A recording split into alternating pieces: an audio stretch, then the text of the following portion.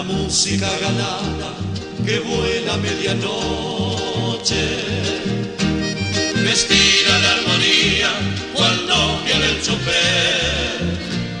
Se vino a la tranquera del rancho en que ella vive, trayéndole en su sueño un raro purajé.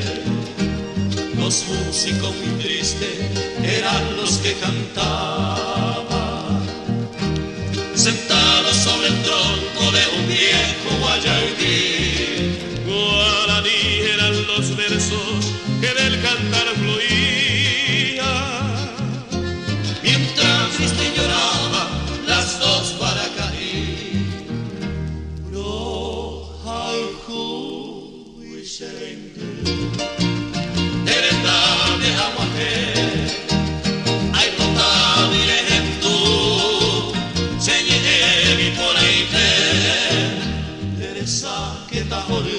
De Yuruto Pucabé, no me hace de comer, Teresa tu paseo.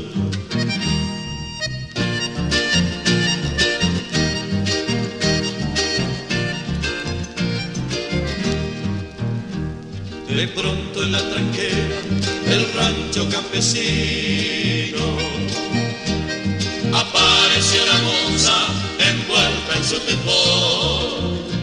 Sus pies al descubierto dos copos parecían, mientras su boca abría al dulce Pucabel.